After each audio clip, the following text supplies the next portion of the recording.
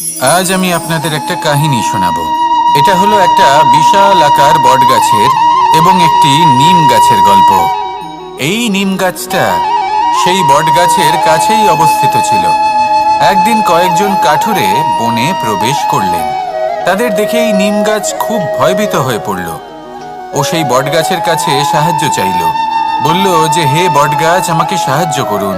আপনার এই শাখা প্রশাখা দ্বারা আমাকে ঢেকে রাখুন, যাতে এই কাঠুরেরা আমাকে দেখতে না পান আর আমি বেঁচে যাই।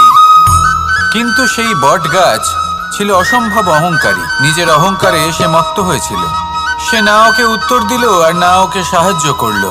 সেই কাঠুরেগণ এলেন, নিম গাছটা কাটলেন আর চলে গেলেন।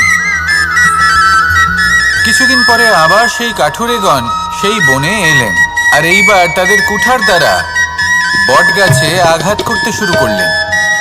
এই প্রহার সহ্য করতে করতে বটগাছটি দেখল ও বুঝতে পারল যে সেই কুঠারগুলি নির্মিত হয়েছে সেই নিম গাছের ডাল দিয়েই। এবার এই ভুলটাই বেশিরভাগ মানুষই করে বসেন, বিশেষ করে তখন যখন তার কাছে শক্তি থাকে, সাফল্য আসে। নিজের অহংকারে মত্ত হয়ে দুর্বল ব্যক্তিকে আঘাত করে, তাদের কষ্ট দেয়। কখনো এটা ভাবে না যে ভবিষ্যতে এরাই তাদের পতনের কারণ হতে পারে। তাই যদি আপনার কাছে শক্তি থাকে আর আপনি সাফল্য লাভ করতে থাকেন, তাহলে নিজেকে শান্ত করুন এবং এই অহংকারকে ত্যাগ করুন। যদি কেউ দুর্বল হয়, তাহলে তাকে আঘাত করবেন না, তাকে কষ্ট দেবেন না, বরং তাকে সাহায্য করুন, পারলে তাকে রক্ষা করুন। আসুন আর আমার সাথে ভালোবেসে বলুন, রাধা রাধা। শ্রীরাম যখন সুগ্রীবের সাথে মাতা সীতাকে খোঁজার জন্য ভ্রমণ করছিলেন, তখন সুগ্রীবের ভৌগোলিক জ্ঞান দেখে শ্রীরাম হতবাক হয়ে গেলেন। তখন সুগ্রীব বললেন যে যখন বালির হাত থেকে উনি পালাচ্ছিলেন, নিজের প্রাণ বাঁচিয়ে পালাচ্ছিলেন, উনি তখন অনেক জায়গায় গেছিলেন, কিন্তু কোথাও যেন উনি যোগ্য আশ্রয় খুঁজে পাচ্ছিলেন না।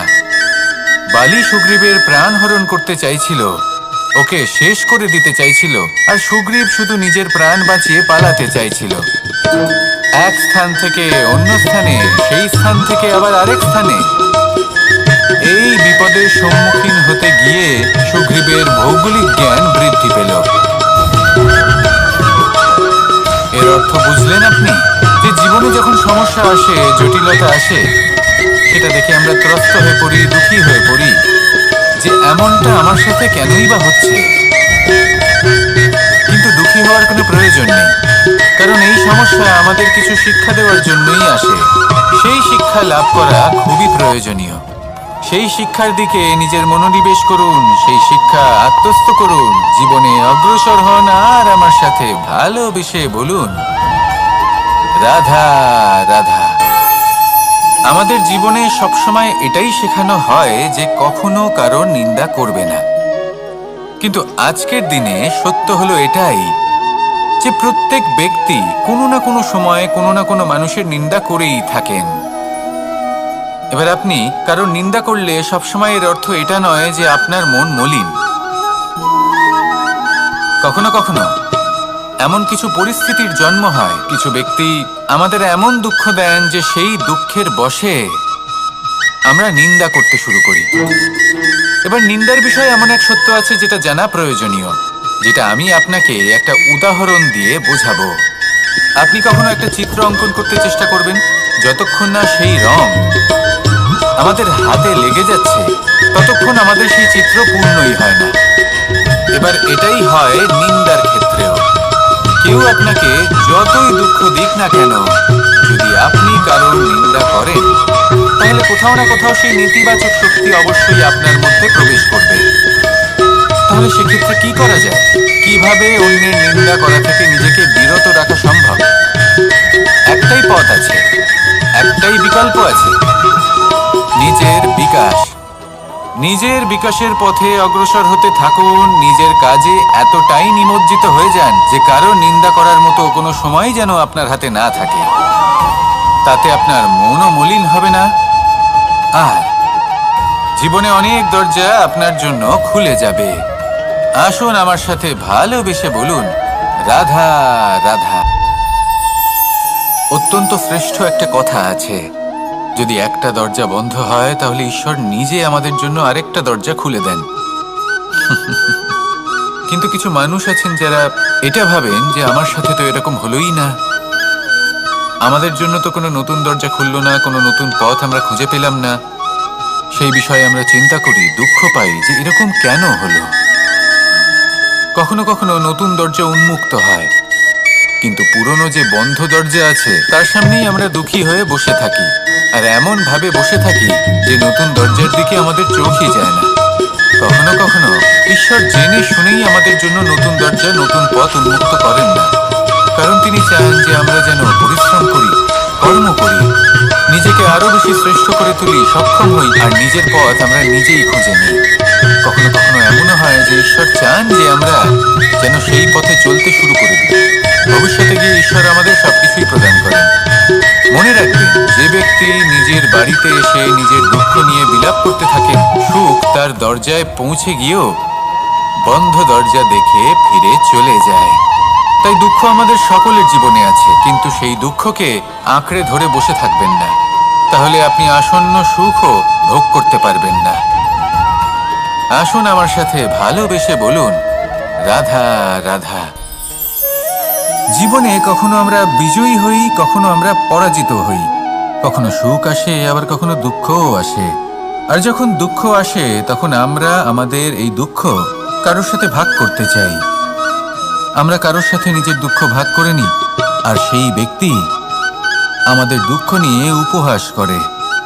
তখন আমরা আরো দুঃখী হয়ে যাই।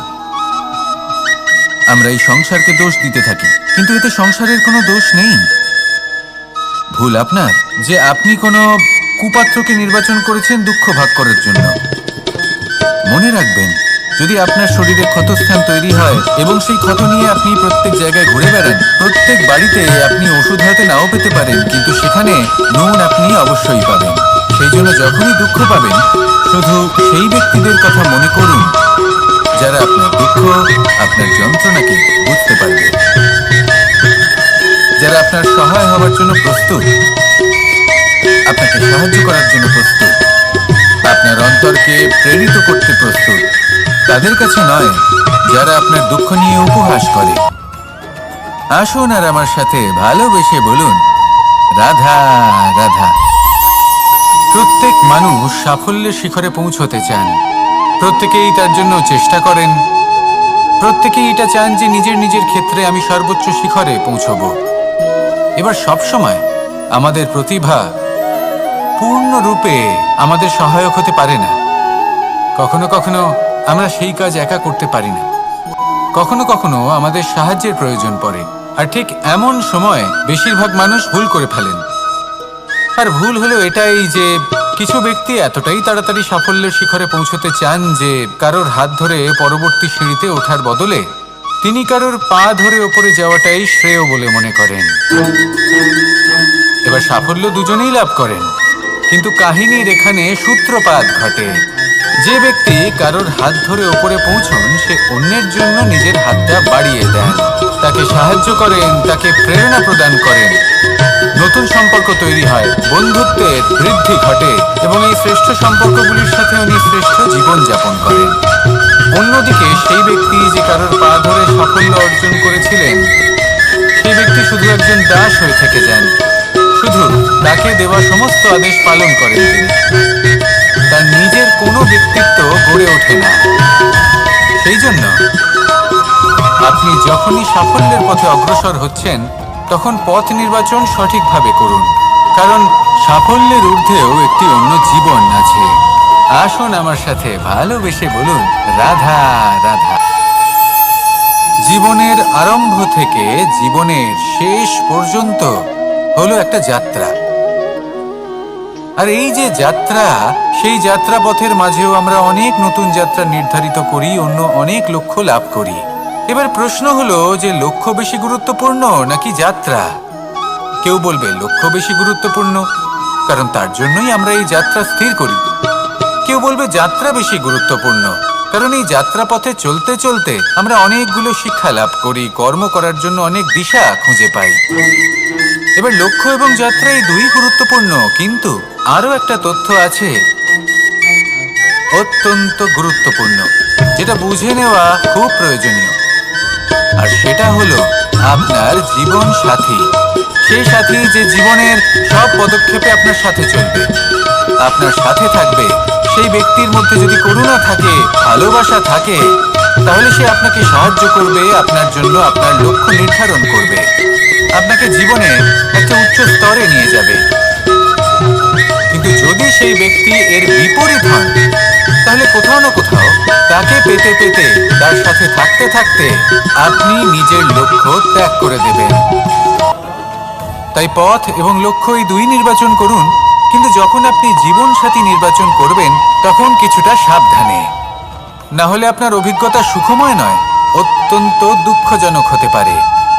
আসুন আমার সাথে ভালোবেসে বলুন, রাধা রাধা। সকলের মন আনন্দে ভরিয়ে তোলে কোকিলের মধুর স্বর। কিন্তু এই মধুর স্বর আমরা বর্ষাকালে শুনতে পাই না কেন? তার কারণ কিন্তু এটা নয় যে বর্ষাকালে কোকিল অসুস্থ থাকে, তা নয়। কোকিল সিদ্ধান্ত নেয় নীরব থাকার। কিন্তু এই সিদ্ধান্ত কেন নেয়? তার কারণ হলো ব্যাঙ। বর্ষার ঋতুতে অনেক ছোট ছোট স্থানে জল জমে, আর সেই কারণে অনেক ব্যাঙের জন্ম হয়। এবার ওই ব্যাঙগুলোর ধ্বনি এতটাই প্রবল হয় যে তাদের মাঝে এই কোকিল যতই মধুর সুরে ডাকুক না কেন, তার স্বর আমাদের কানে পৌঁছবে না। সেই জন্য ও সিদ্ধান্ত নেয় চুপ থাকার। আর এটাই হলো আমাদের জীবনের শিক্ষণীয় বিষয়। আপনি যদি এমন কোথাও থাকেন যেখানে আপনার আশেপাশে মূর্খ মানুষ আছেন, তাহলে সেখানে চুপ করে থাকাই হলো সব থেকে শ্রেষ্ঠ সিদ্ধান্ত। কারণ ওই মূর্খদের চিৎকারের সামনে কেউ আপনার জ্ঞানের কথা বুঝতেই পারবে না। সেই জন্য সেখানে চুপ করে থাকুন। পরবর্তীতে গিয়ে যেমন এই ব্যাঙের ডাক, এটা শান্ত হবে আর তারপর থেমে যাবে, ঠিক তেমন মূর্খদের সময় একটা নির্দিষ্ট কালের পর গত হয়। আর তারপরে আসে বিবেকবানদের সময়, আপনার সময়। শুধু ধৈর্য ধরুন। আসুন আর আমার সাথে ভালোবেসে বলুন, রাধা রাধা। মস্তিষ্কের মেধা প্রত্যেক মানুষের কাছেই আছে। এর বর্গীকরণ করা সম্ভব তিনটি স্তরে: নিম্ন, মধ্য এবং উচ্চ। এবার সেই ব্যক্তি যার মস্তিষ্ক মেধা নিম্ন স্তরের, তিনি কোন বিষয়ে কথা বলেন, কোন বিষয়ে আলোচনা করেন, কি কি সেই বিষয় যা নিয়ে এনারা ভাবেন? লেনদেন, লাভ ক্ষতি, সম্পর্ক ভাঙা গড়া, জীবনের এই ছোট ছোট বিষয়গুলি। এর ঊর্ধ্বে এনাদের কথা এবং ভাবনা যায়ই না।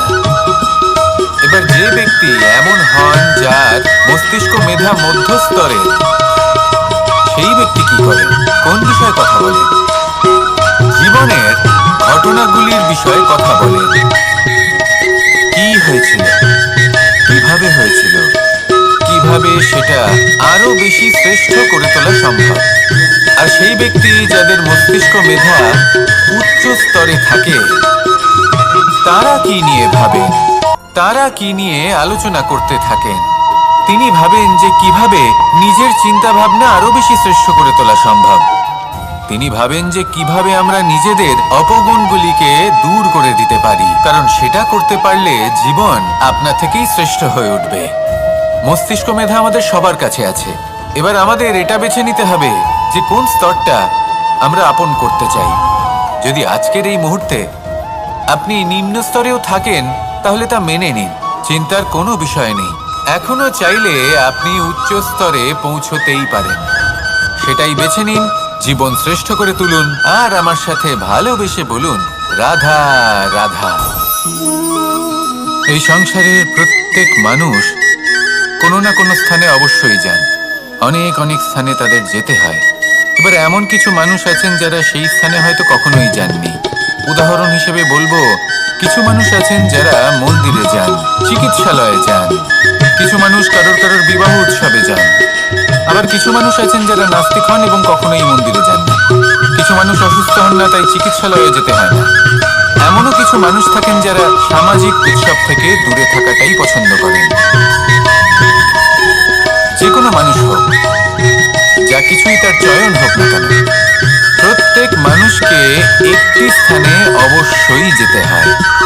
এমন একটি স্থান আছে, সেই স্থানের নাম হলো মৃত্যুদ্বার। এবার এটা আবশ্যক নয় যে ঠিক মৃত্যুর পরেই আপনি মৃত্যুদ্বারে পৌঁছে যাবেন। এমন অনেক মানুষ আছেন যারা মৃত্যুর পূর্বেই মৃত্যুদ্বারে পৌঁছে ফিরে এসেছেন, আর তারা অনুভব করেছেন যে এই সংসারের সময় চক্রের সম্মুখে তাদের অস্তিত্ব কতটা ক্ষীণ। ওনারা এই কথা বুঝে গেছেন। বড় বড় জ্ঞানী মহান ব্যক্তি ছিলেন, তারা এসেছেন, কর্ম করেছেন এবং শেষে তারাও মৃত্যুদ্বারে প্রবেশ করেছেন। অবশেষে তারাও পঞ্চমহাভূতের সাথে মিলিত হয়েছেন। তাহলে আপনার কিসের এত অহংকার? এই জীবনে কেউ অমর নন। জীবনে কতদিন আমরা বাঁচবো এটাও আমরা জানি না। তাই এই জীবন যাপন করুন। এই জীবনের প্রত্যেক মুহূর্ত এমনভাবে যাপন করুন, এই কথা মাথায় রেখে যে যে কোনো মুহূর্তে আমাদের মৃত্যুদ্বারে প্রবেশ করতে হতে পারে, তাই না? আসুন আর আমার সাথে ভালোবেসে বলুন, রাধা রাধা। এই জীবনে তিনটি গুরুত্বপূর্ণ শব্দ আছে যা বোঝা আমাদের কাছে খুব গুরুত্বপূর্ণ, এবং এই তিনটি শব্দের নিজস্ব অর্থ আছে। প্রথম হলো সংঘবদ্ধতা, অর্থাৎ একসাথে মিলে কাজ করতে হবে, একসাথে মিলে পরিশ্রম করতে হবে, সামনে এগোতে হবে। এরকম করতে পারলে আপনার শক্তি বৃদ্ধি পাবে, আপনার ক্ষমতা বৃদ্ধি পাবে, আপনি এগোতে পারবেন এবং অনেক দূরে যেতে পারবেন। দ্বিতীয় হলো আত্মবিশ্বাস। হেরে যাওয়া বস্তুও আবার জিতে নিতে পারবেন। যদি আপনার নিজের আত্মবিশ্বাস থাকে তাহলে আপনি কখনো পরাজিত হবেন না। এবং তৃতীয় হলো অহংকার। জয়লাভ করার পরেও কিন্তু এটা আপনাকে পরাজিত করতে পারে। সেই জন্য জীবনে সঙ্গবদ্ধ হন, আত্মবিশ্বাস রাখুন, কিন্তু কখনোই অহংকার করবেন না। এই অহংকার আপনার থেকে সব কিছু কেড়ে নিতে পারে। এই অহংকারের জন্যই মথুরাপতি কংস নিজের পতনের দিকে অগ্রসর হয়েছিলেন।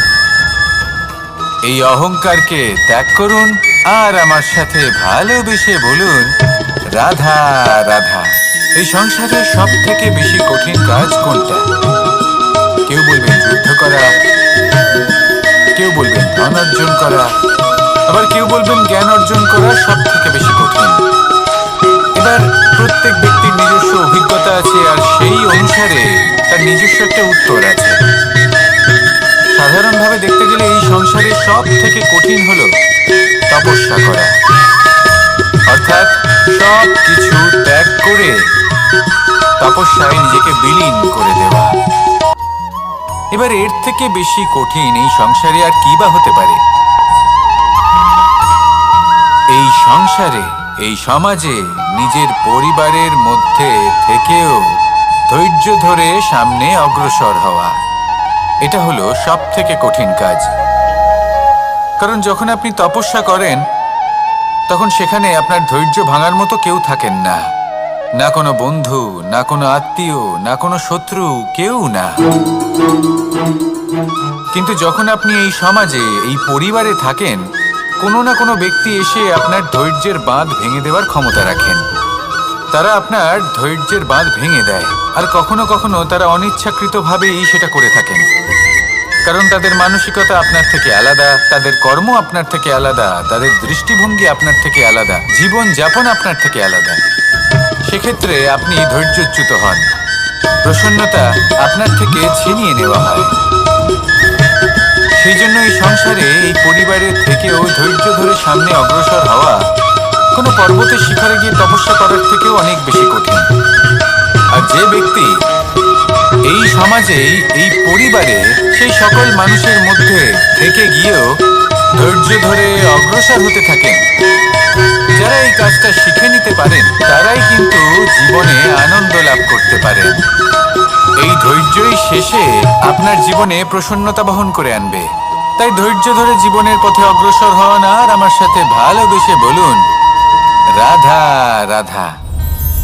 আমরা সবাই জীবনে অগ্রসর হতে চাই, তার জন্য চেষ্টা করি, পরিশ্রম করি, কিন্তু কখনো কখনো আমাদের আশেপাশের কিছু মানুষ, যেমন আমাদের আত্মীয়, আমাদের বন্ধু, আমাদের শত্রু, এদেরকে এগিয়ে যেতে দেখে আমরা কখনো কখনো নিজেরা থেমে যাই। এর অর্থ কি তার মানে এটা যে আমাদের কোনো খামতি ছিল বা আমরা কোনো ভুল করে ফেলেছি? না, বেশিরভাগ সময় আমাদের কোনো ভুল থাকে না, আমাদের কোনো খামতিও থাকে না। শুধু একটা ছোট্ট বিষয় আছে যেটা আমরা বুঝতে পারি না। আমরা চেষ্টা করি অন্যদের জীবনযাত্রা দেখতে। আমরা দেখতে চেষ্টা করি যে তাদের জীবনে তারা কিভাবে এগিয়ে চলেছেন, অগ্রসর হওয়ার জন্য ওনারা কি কি করছেন, আর যা করছেন তাতে ওনারা কিভাবে উপকৃত হচ্ছেন। আমরা চেষ্টা করি তাদের জীবনযাত্রার দিকে তাকানোর, ওনাদের গতিবিধির দিকে নজর দেওয়ার এবং সেটা বুঝতে চেষ্টা করার। সেই জন্যই আমরা পিছিয়ে পড়ি। জীবনে যদি আপনি এগোতে চান তাহলে আপনাকে নিজের নজর সামনের দিকে রাখতে হবে, পদক্ষেপও সেই অনুযায়ী নিয়ে সামনে এগোতে হবে। নিজের গতিবিধি লক্ষ্য করুন, নিজের পরিকল্পনা বিচার করুন, নিজের চেষ্টা, নিজের অভিজ্ঞতার দিকে নজর দিন, আর সেই মতো অগ্রসর হন। এমন কোনো সাফল্য নেই যে আপনি লাভ করতে পারবেন না। আসুন আমার সাথে ভালোবেসে বলুন, রাধা রাধা। এই সংসারে এমন অনেক মানুষ আছেন যারা এটা চান যে সবকিছু তাদের ইচ্ছা অনুসারে চলবে এবং সেই চেষ্টাই করতে থাকেন। কিন্তু সত্যি হলো এটাই যে এই সংসারের নির্মাণ কোনো মানুষ করেনি, এবং সেই জন্য এই সংসার কোনো মানুষের ইচ্ছা অনুসারে চলবে না, বরং মানুষকে সংসারের ইচ্ছা অনুসারে চলতে হবে। যদি আপনার জীবনে এমন কোনো পরিস্থিতি আসে যাতে আপনি হয়তো দুঃখ পেলেন, কষ্ট পেলেন এবং সেটা বদলাতে চান, তাহলে তা বদলানোর চেষ্টা করুন। যদি অসফল হন তাহলে আবার চেষ্টা করুন, নিরন্তর চেষ্টা করুন। কিন্তু যদি না করতে পারেন তাহলে মেনে নিন যে এই পরিস্থিতি বদলানো সম্ভব নয়।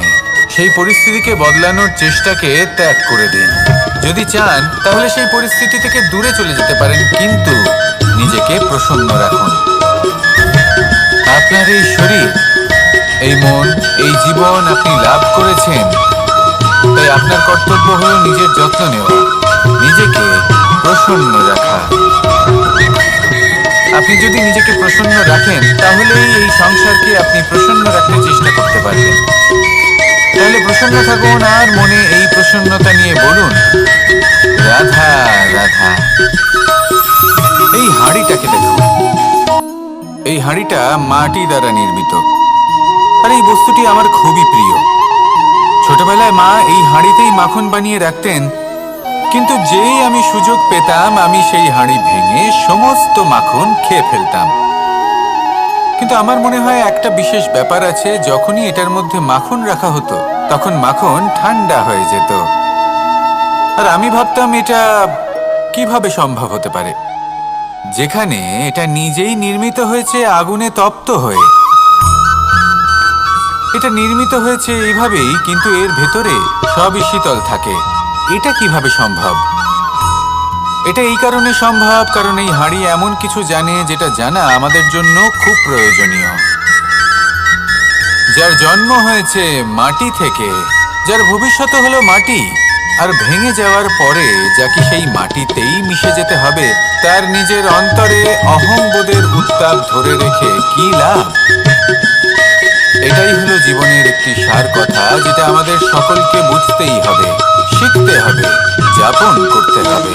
আর যখন আপনি উপলব্ধি করবেন যে আপনি নশ্বর, যখন উপলব্ধি করবেন যে আপনার জন্মের আগেও আপনার কোনো অস্তিত্ব ছিল না, আর মৃত্যুর পরেও আপনার কোনো অস্তিত্বই থাকবে না, জীবনে কোনো কিছুই আপনার ছিল না, আজও নেই আর না ভবিষ্যতে কখনো হবে।